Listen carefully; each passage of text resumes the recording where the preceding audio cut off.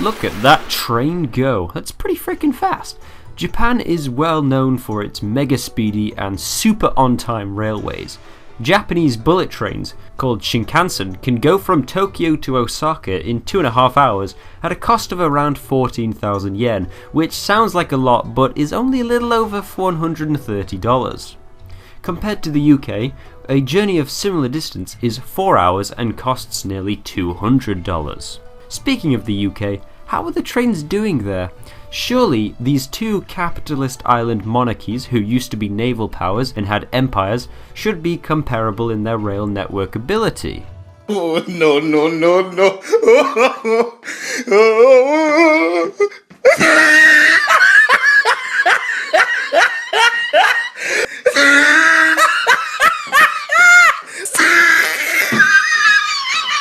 So why is Britain's railway rubbish, and why is Japan's railway the best thing since hentai? Let's find out, comparing the speed, infrastructure and punctuality of the two systems. Since the 1940s, all the trains and rail in the UK was owned by the government as British Rail. The service was terrible and nobody used it, so back in the 80s this demon spawn laid out plans to privatise it and give control to for-profit companies. The service provider rights in each region of the UK were sold off to the highest bidder, and that's the system we have today. Around the same time, the Japanese version of the Tories did the same thing with their rail, but with one key difference. Rather than just give private companies ownership of the trains, the Japanese government gave the companies control over everything.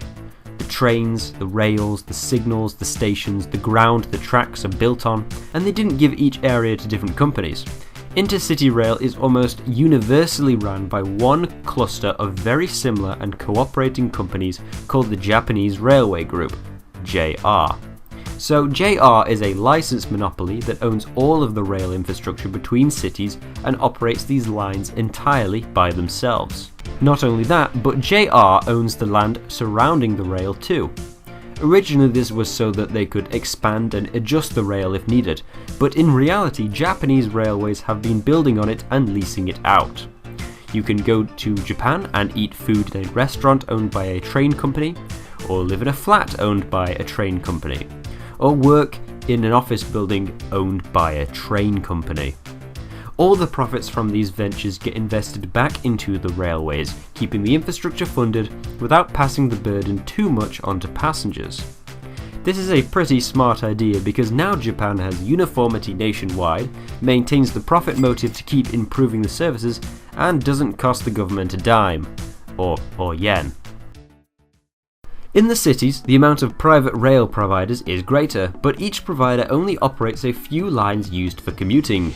These operators also work with the government to plan new routes and adjustment, a contrast to the UK where planning comes first and transport has to make do with whatever convoluted mess gets thrown their way. So that's the infrastructure.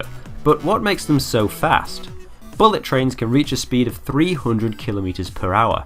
For Americans watching, that's 8% the speed of a bullet fired from an AR-15. British trains can do about a third of that speed. Believe it or not, the majority of train tracks in Britain today are the same rail laid down in the Victorian era. You don't need to be an engineer to know that you can't go very fast on 150-year-old train tracks. We actually do have the money to tear all of them up and replace them, but we're instead going to build a big useless line that goes from here to here to here instead. Okay, to their credit, there is one existing high-speed rail line that goes from London to the Channel Tunnel, but that's not really enough. It's not even usable when it gets too hot. The track expands in the heat and causes the train's wheel to buckle, so half the year it's completely useless. And what about Japanese trains? Well, concrete slabs built under the tracks absorb heat in the same way a heatsink cools down your computer. This minimises heat-related track expansion. The tracks are also welded together to reduce vibration, leading to faster speed and, more importantly, a smoother ride for passengers. 71% of Japanese rail is also electrified, which means that the trains can speed up and slow down faster than traditional petrol-based trains like in Britain. Shinkansen also travel on separate tracks to regular trains, reserving 3,700 kilometers of track for the bullet train system. British tracks are less than 40% electrified and has less than 100 kilometers of high-speed rail. That's not good. So that's the speed and infrastructure sorted out. But what about punctuality? Firstly, the human resources involved with the operation are almost operated to military precision. Drivers have strict training to ensure they always stop at the same spot at stations, as the entrances to carriages are marked on the platform. Conductors have a set of specific hand gestures to make that allows the driver to see the command before they hear it, again speeding up reaction time. Platform signalmen are co-opted to also direct the flow of people, and a cleaning crew can completely sweep an entire train clean in less than 10 minutes. The average late train in Japan in 2018 was 42 seconds. If it's over 5 minutes late, you'll get a certificate of apology. If it's over an hour late, it makes headlines. Overall, your standard Japanese rail line running at 25 trains an hour for a month issues certificates of apology to give or take 16 of these trains.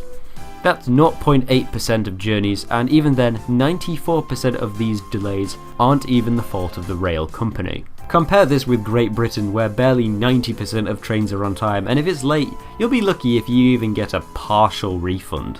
This is because, as mentioned before, Japanese railways have complete control over scheduling, and planners extrapolate from past data to adjust the schedule overnight to accommodate for fluctuations in passenger usage. To change a route as a British rail provider, there is a lengthy process which can take months and cost thousands, so it's literally cheaper to keep running dead routes with zero passengers. Those are the infrastructural and economic reasons why Japan's railway dwarfs the UK. But there's one other reason why they're so good: culture. Trains in Japan are also seen as symbols of progress. In the Meiji era, Japanese society jumped from the 1600s to the late 1800s in just 50 years through rapid industrialization, using a land value tax, click, click, click, click. And the key symbol of this transition was the steam train. After the Second World War, the economic boom in Japan, known as the post-war economic miracle, was also characterized by the new bullet trains. In fact, even though railways have been in private hands since the 1980s, it's still seen as belonging to the people of Japan. Merchandise for the railway's flagship stock, Dr. Yellow, is sold in all touristy areas. But it isn't always down to pride. Sometimes it's just a necessity. Japan has the population of all of these states, living on an island the size of this state. They all need taking to work in the morning. So really, is it too hard for an island the size of this state, with a population of these states, to have a train line that can take me to Edinburgh in less than 4 hours?